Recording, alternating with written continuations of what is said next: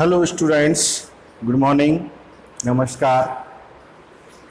उपस्थित हूँ मैं पुनः आपके सामने एक नए टॉपिक के साथ। स्वागत करता हूँ आपका मैं श्री अग्रसेन बालिका सीनियर सेकेंडरी स्कूल के इस ऑनलाइन प्लेटफॉर्म पर। देखिए बच्चों, आज जो हमारा टॉपिक है वह है एक बहुत ही इम्पोर्टेंट और एक अच्छा टॉपिक है जिसका नाम है माइटोकॉन्ड्रिया। तो जैसा कि आप लोगों को मालूम है कि पिछले वीडियो में भी हम जो है कोशिकांगों के संरचना एवं कार्य, it means structure and function को लेकर हम यहाँ पर अध्ययन कर रहे हैं। तो उसी क्रम में आज हम माइटोकॉन्ड्रिया के बारे में बात करेंगे। देखिए बच्चों, सबसे पहले तो अपन ये जान लें कि माइटोकॉन्ड्रिया जो है अब तक पढ़े जो कोशिकांग थे उनसे एक अलग प्रॉपर्टी, एक अलग गुण रखता है। वो गुण है कि यह कोशिकांग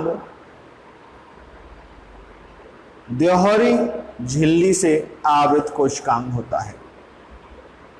आप लोगों को पता होना चाहिए कि केवल यूकैरियोटिक कोशिकाओं के अंतर्गत केवल दो ऐसे कोशिकांग हैं जो दोहरी कला से आवृत कोशिकांग होते हैं, जिसमें नंबर 1 है आपका माइटोकॉन्ड्रिया और दूसरा है आपका लवक। ठीक है, तो माइटोकॉन्ड्रिया और लवक ये दोनों तो पाए जाते हैं किसके अंतर्गत? पादप कोशिकाओं के अंतर्गत, जबकि जंतु कोशिका के अंतर्गत केवल एक ही दोहरी कला से आवृत कोशिकांग हो गया, उसका नाम है क्या? माइटोकॉन्ड्रिया। ठीक है, तो कई किताबों में भी इस चीज को लेकर कंफ्यूजन मिलता है। ठीक है, तो उससे अपन को कंफ्यूज नहीं होना है। जंतु कोशिकाओं में केवल माइटोकॉन्ड्रिया ही दोहरी झिल्ली आवृत कोशिकांग है और पादप कोशिकाओं के अंतर्गत माइटोकॉन्ड्रिया और लवक। आई बात समझ में? इसके अलावा जो प्रोकैरियोटिक कोशिकाएं होती हैं, उन प्रोकैरियोटिक कोशिकाओं के अंतर्गत माइटोकॉन्ड्रिया अनुपस्थित होता है, लवक जो है वह भी अनुपस्थित होता है, अर्थात दोहरी कला से आवृत कोशिकांग अनुपस्थित होते हैं। जैसे हम पहले पढ़ चुके हैं प्रोकैरियोटिक और यूकैरियोटिक के मध्य अंतर में। सॉरी, हाँ जी। तो देखिए बच्चों, अब बात करते हैं आगे।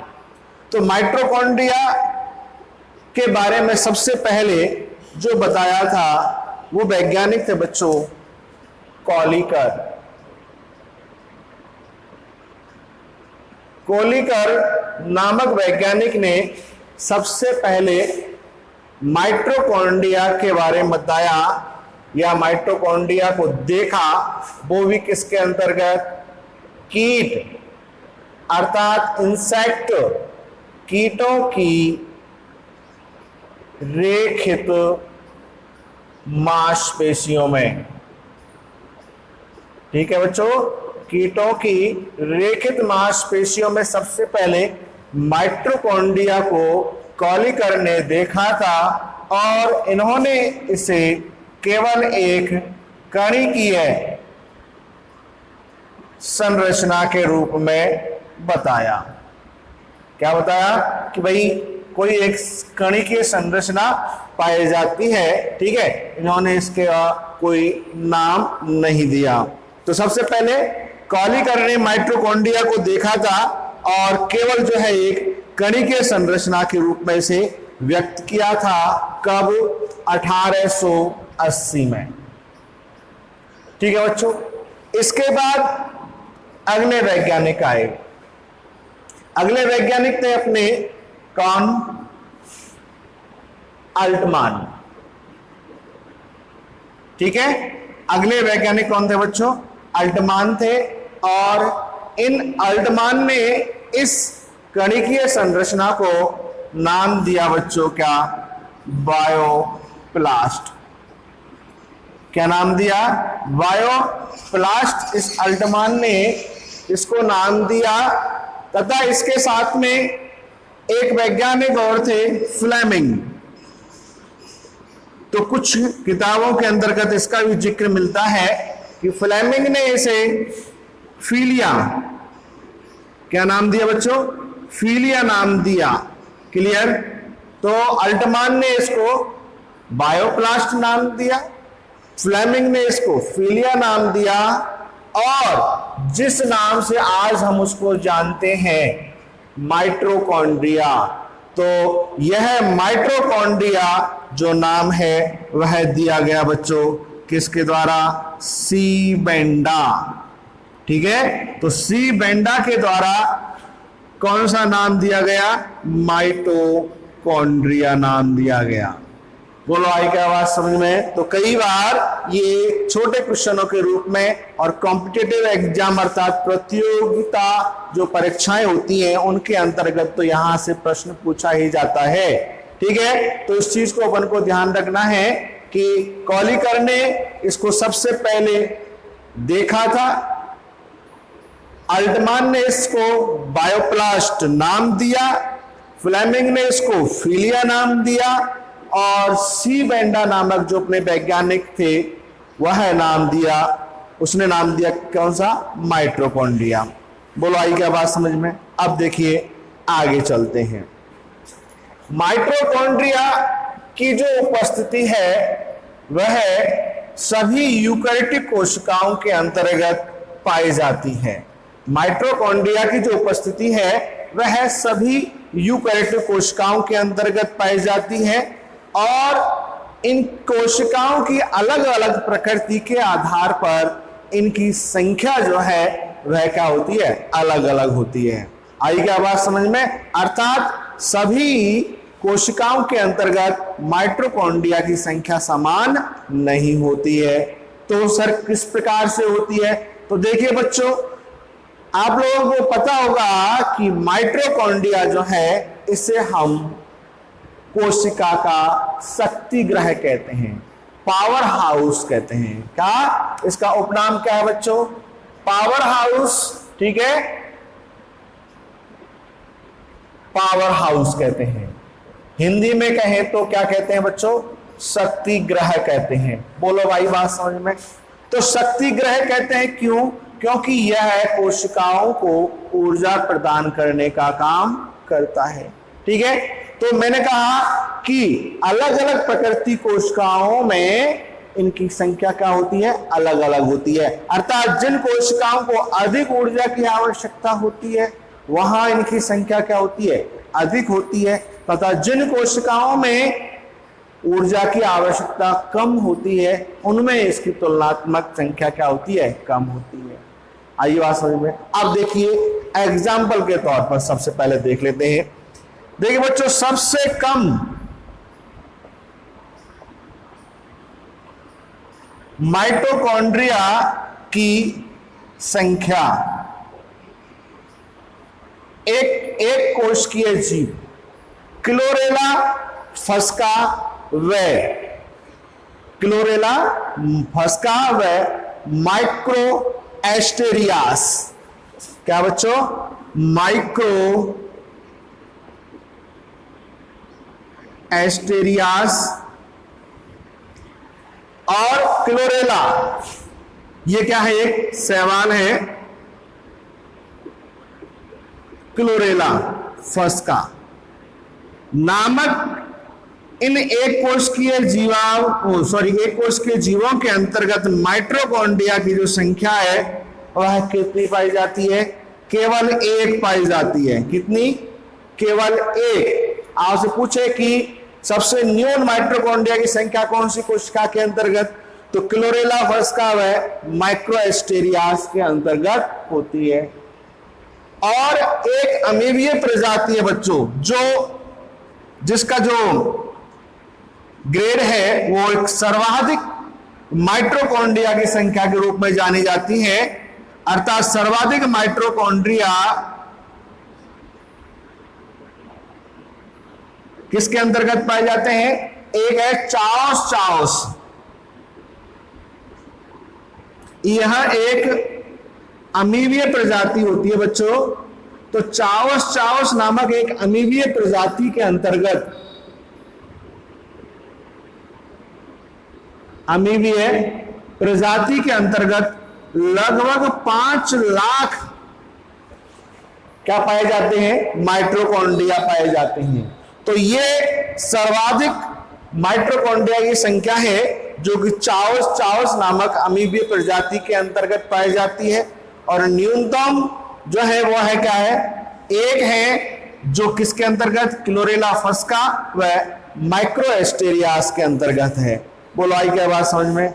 तो ये तो हुई क्या, न्यूनतम व सर्वाधिक पाए जाने वाले माइटोकॉन्ड्रिया की संख्या। इसके अलावा देखिए बच्चों, जैसा कि पक्षियों के अंतर्गत जो उड़न मांसपेशियां होती हैं उनके अंतर्गत माइटोकॉन्ड्रिया की संख्या अधिक होती है। मनुष्य के अंतर्गत भी रेखित मांसपेशियों की संख्या अन्य मांसपेशी की तुलना में अधिक होती है।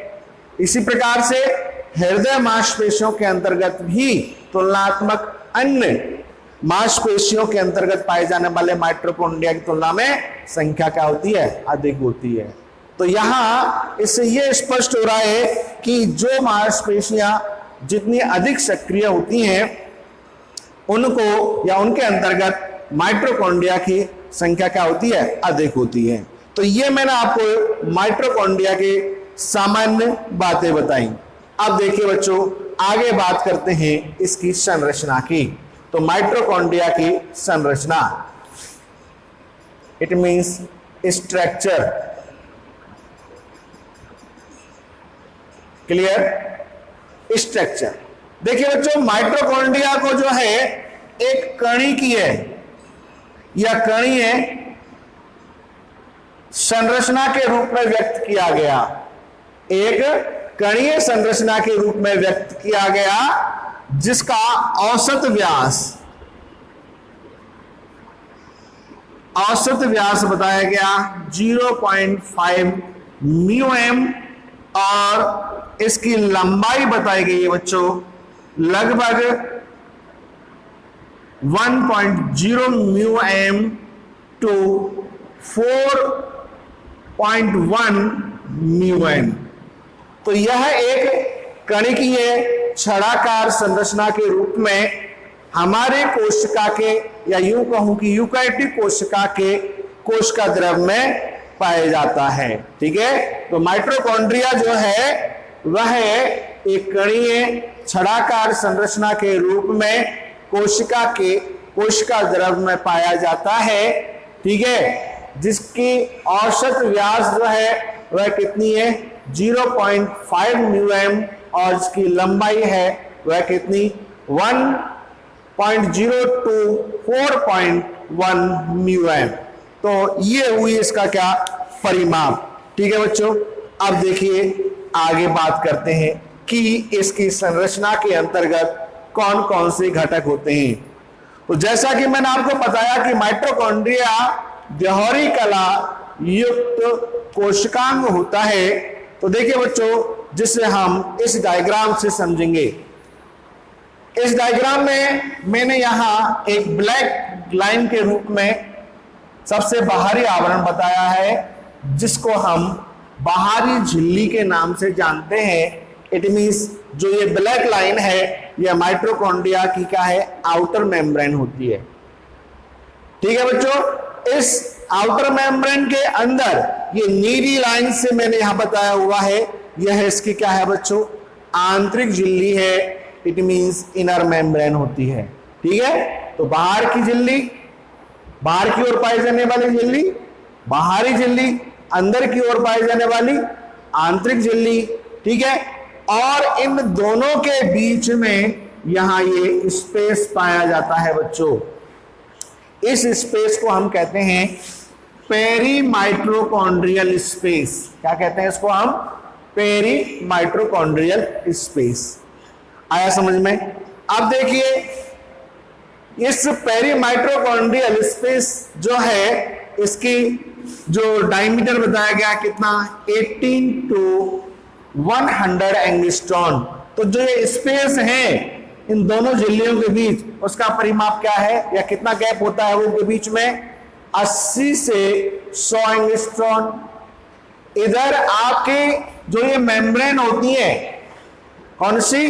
बाहरी और आंतरिक। तो बाहरी इट मीन्स आउटर मेम्ब्रेन और आंतरिक इट मीन्स इनर मेम्ब्रेन जो होती है, इनकी जो मोटाई है वह लगभग कितनी होती है? 60 से 75 एंगस्ट्रॉन, जो कि लगभग हमारी प्लाज्मा मेम्ब्रेन के बराबर ही होती है।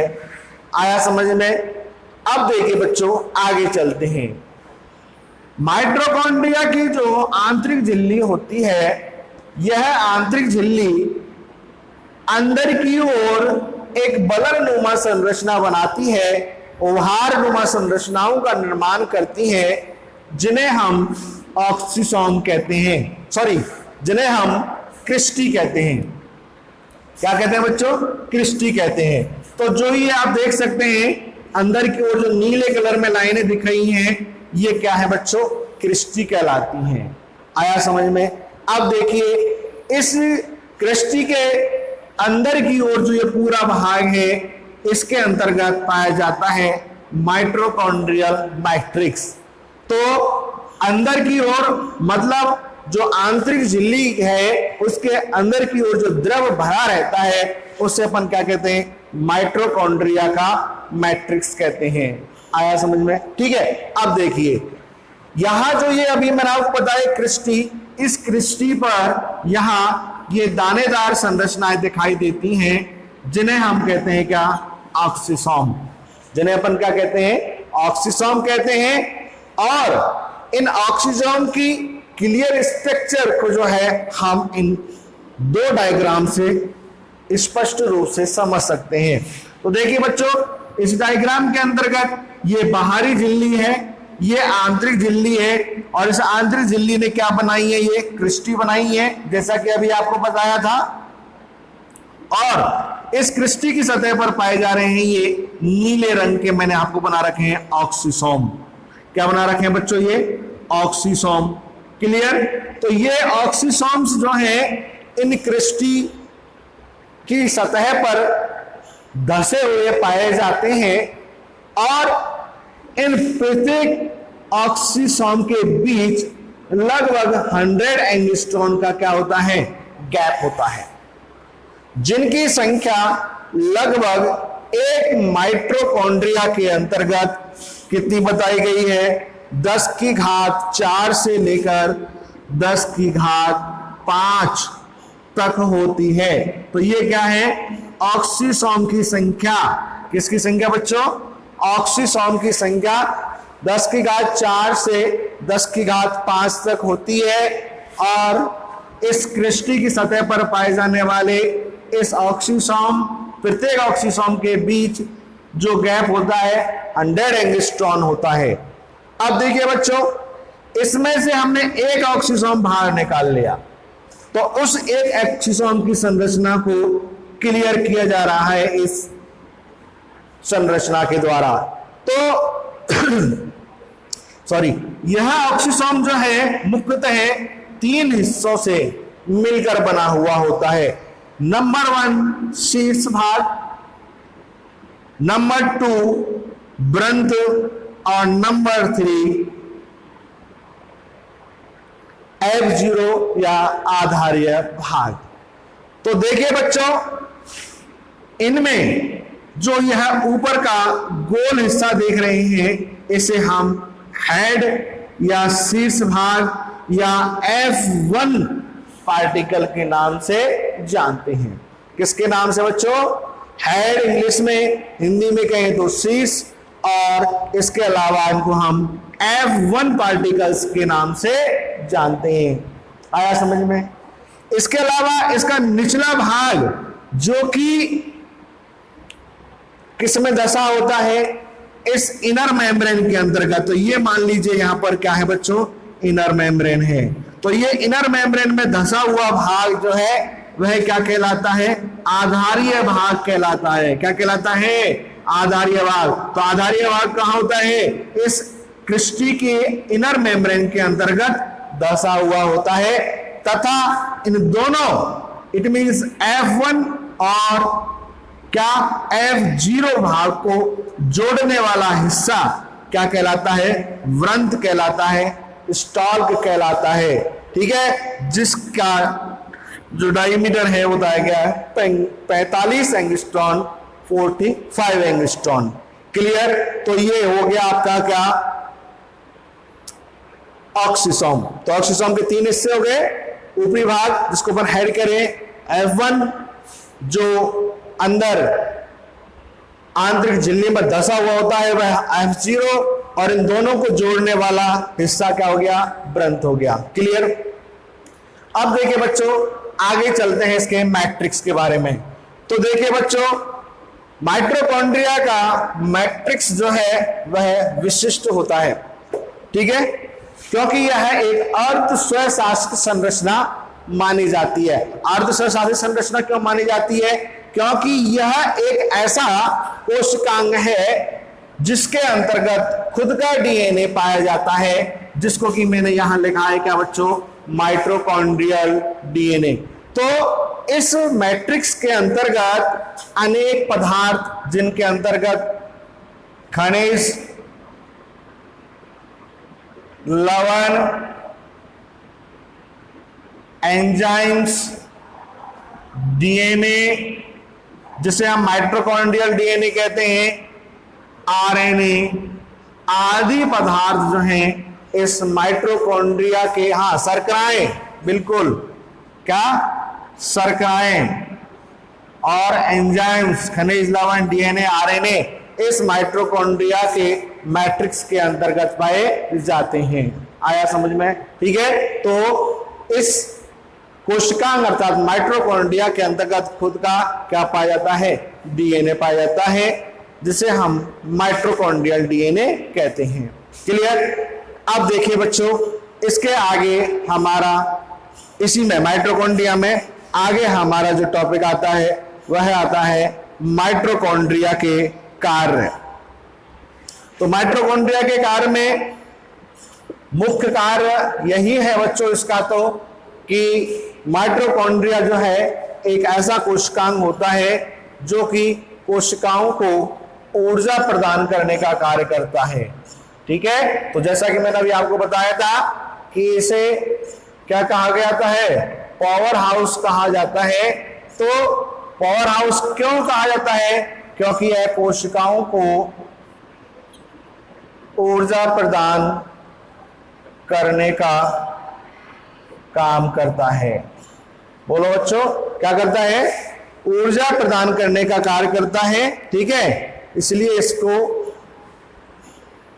पावर हाउस कहते हैं। इसके अलावा माइटोकॉन्ड्रिया जो है वह प्रकाशीय श्वसन के अंतर्गत भी भाग लेता है। किसके अंतर्गत? प्रकाशीय श्वसन के अंतर्गत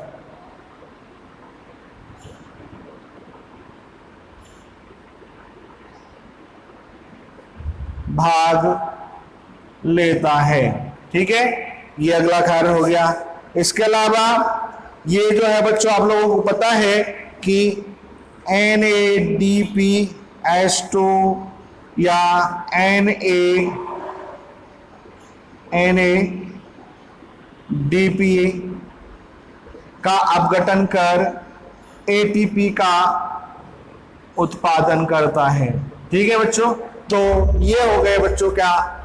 माइटोकॉन्ड्रिया के कार्य। इसी के बारे में थोड़ी सी बात और हम करते हैं कि माइटोकॉन्ड्रिया की उत्पत्ति किस प्रकार से होती है। तो देखिए बच्चों कुछ वैज्ञानिकों के अलग अलग मत हैं, लेकिन एक सर्वमान्य जो मत है वो यह माना जाता है कि माइटोकॉन्ड्रिया की जो उत्पत्ति है वह कोशिकीय विभाजन के दौरान माइटोकॉन्ड्रिया के विभाजन से ही नए माइटोकॉन्ड्रिया की क्या होती है? उत्पत्ति होती है। ठीक है बच्चों, इसके साथ ही हमारा यह माइटोकॉन्ड्रिया का टॉपिक कंप्लीट होता है। अगले नए टॉपिक के साथ फिर मिलते हैं, तब तक के लिए goodbye and thank you.